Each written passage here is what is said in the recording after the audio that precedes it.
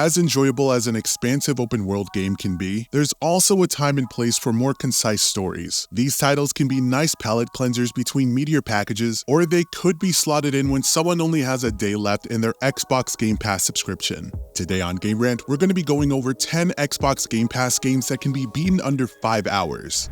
First up, we've got Firewatch.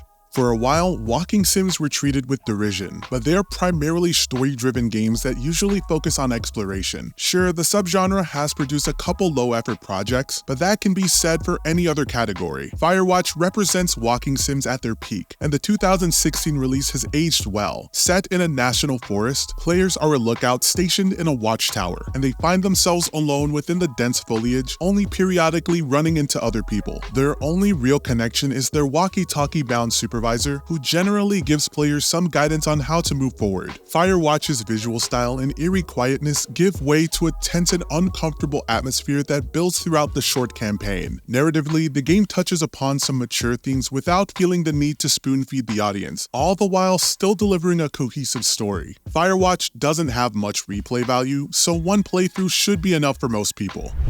Up next, we've got Unpacking. On paper, Unpacking hardly sounds appetizing since it revolves around one of the most potentially frustrating parts of life: moving. Covering roughly 2 decades, the indie game is split into 8 stages representing different periods in the protagonist's life. In each level, players have to unpack the character's belongings, carefully placing her items in the available space. Unpacking impressively combines its gameplay and storytelling, using the former to fuel the latter. Players repeatedly run through the protagonist's items, the only one she deemed worthy of keeping around when she moved to her new place. Clocking in at roughly 3 hours, Unpacking is a quick and reasonably relaxed experience, albeit one that manages to tell an impactful story in an unusual way.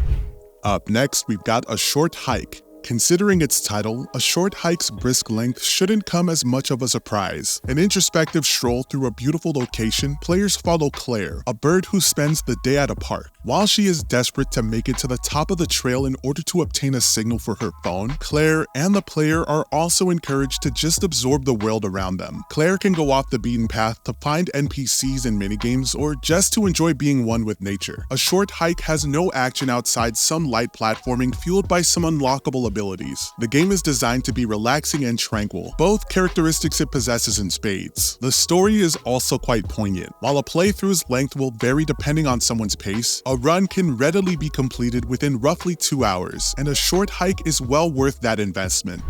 Up next, we've got Clone Drone in the Danger Zone.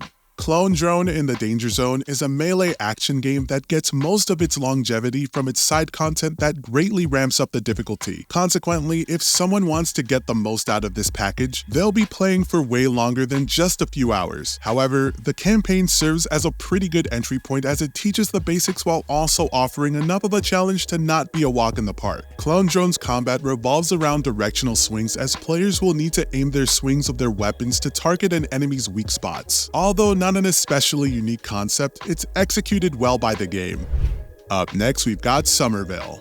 Coming from one of the creative forces behind Limbo and Inside, Somerville is very much cut from the same cloth as those two masterpieces. An atmospheric adventure game that utilizes environmental storytelling rather than discourse, this 2022 release finds Earth besieged by aliens, an invasion that quickly devastates the planet. Telling a smaller-scale personal quest, Somerville focuses on a father who is simply trying to keep his family alive during this testing time. The gameplay largely consists of basic platforming and puzzles, and while these elements are handled well, they're in service of the game's tone, presentation, and emotion.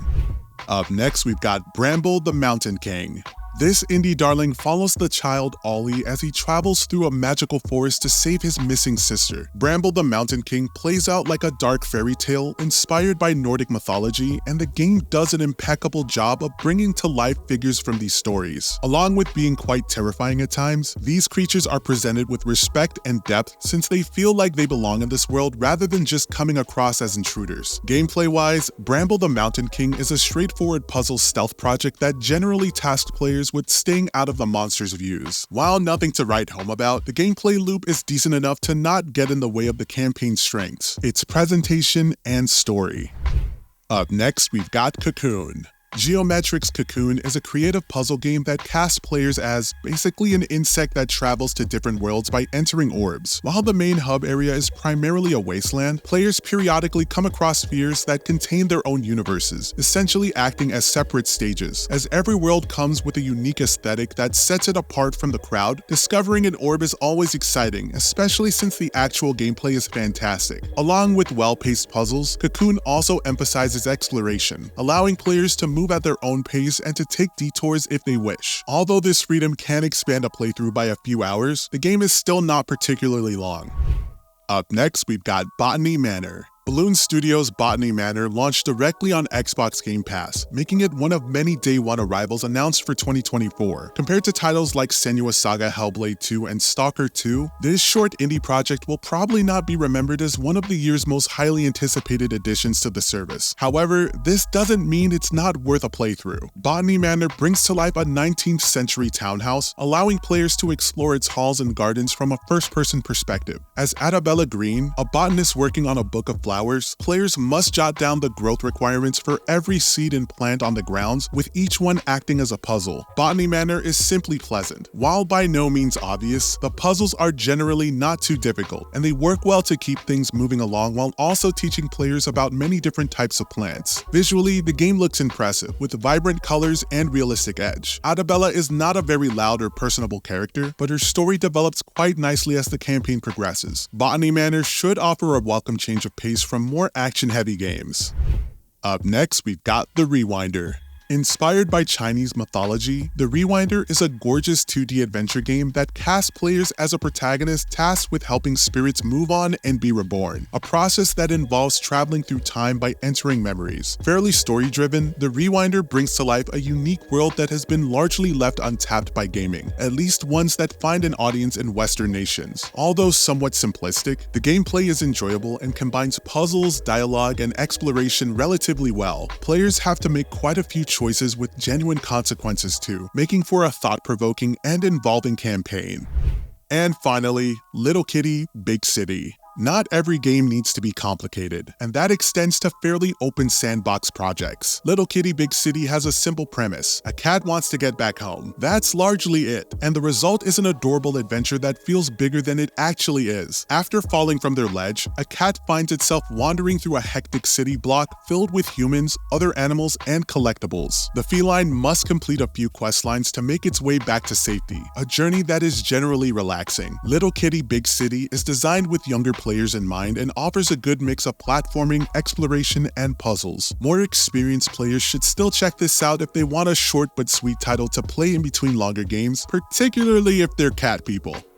And there you have it, folks, 10 Xbox Game Pass games that can be beaten in under 5 hours. Be sure to let us know if you enjoyed our list and if any of these games are your favorite. Thank you for tuning into Game Rant, and be sure to stay tuned for more videos.